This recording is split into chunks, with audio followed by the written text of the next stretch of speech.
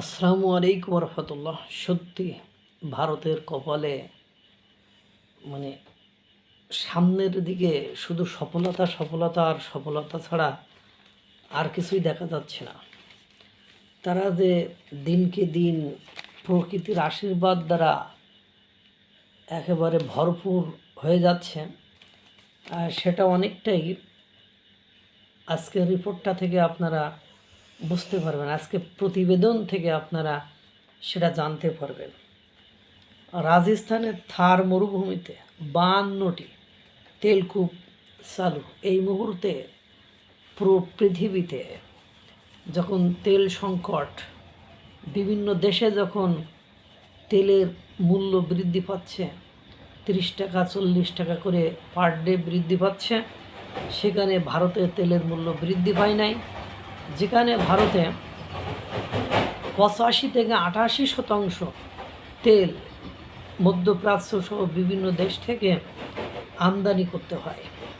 এখন এই জটিল এবং কঠিন পরিস্থিতিতে ভারতের জন্য একটা সুখবর এসেছে। ভারতের যদি এই কাজগুলো ভারতের এই তালে চলতে পারে, বিদেশি নির্ভরতা, তেলের উপর জ্বালানির উপর বিদেশি যে নির্ভরতা ভারতের রয়েছে, সেটাই অনেকাংশেই মিনিমাইজ হয়ে যাবে, সেটাই অনেকাংশেই কমে যাবে।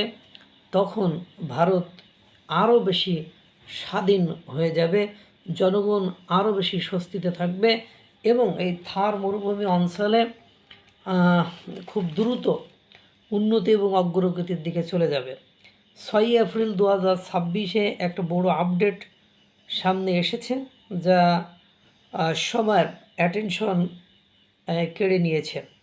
জানানো হয় অয়েল ইন্ডিয়া লিমিটেড এখন এই প্রজেক্টটাকে আরও অ্যাগ্রেসিভলি এগিয়ে নিয়ে যেতে চলেছে। গত বছরের তুলনায় এবার প্রায় 70% বেশি তেল এক্সট্রাক্ট করা হয়েছে, যা ডেজার্ট মানে মরুভূমি অঞ্চলের মতো জায়গায় সত্যি একটি বড় অর্জন।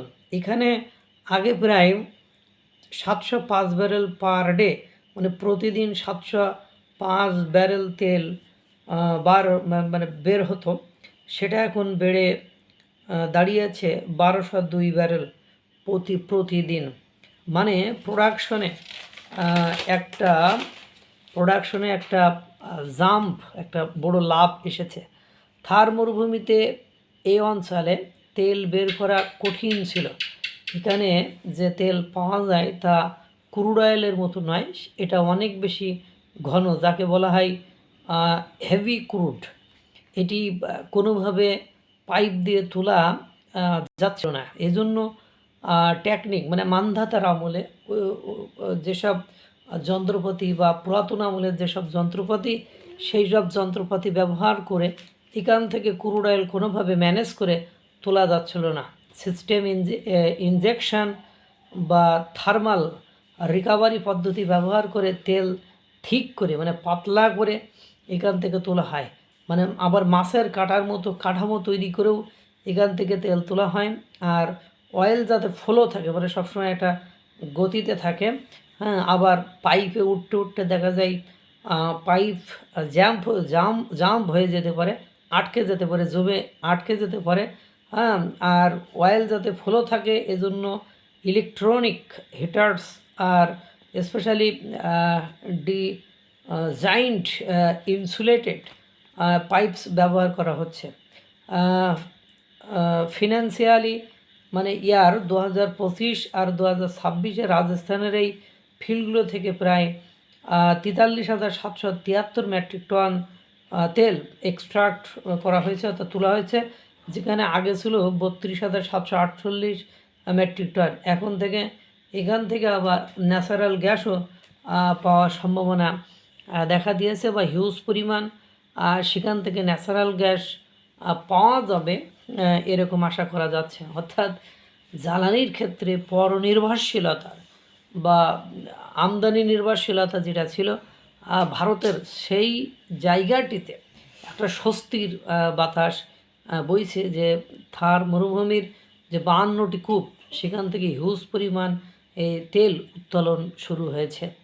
এভাবেই সফলতার দ্বারপ্রান্তে একসময় এই মরুভূমি থেকে তেল তুলতে অনেক পর্যাপ্ত খরচ হয়। তারপরেও যখন পুরাতন আমলের যন্ত্রপাতি ব্যবহার করে এগুলো তোলা যাচ্ছিল না, ইঞ্জিনিয়াররা কিন্তু হাল ছেড়ে দেয়নি। তারা তাদের প্রচেষ্টা অব্যাহত রেখেছে এবং বর্তমানে সফলতার মুখ দেখতে শুরু করেছে। এভাবে করেই ভারত দ্রুত গতিতে এগিয়ে যাচ্ছে। আল্লাহ তাআলা সকলকে ভালো রাখুক, সুস্থ রাখুক। আসসালামু আলাইকুম ওয়া রাহমাতুল্লাহ।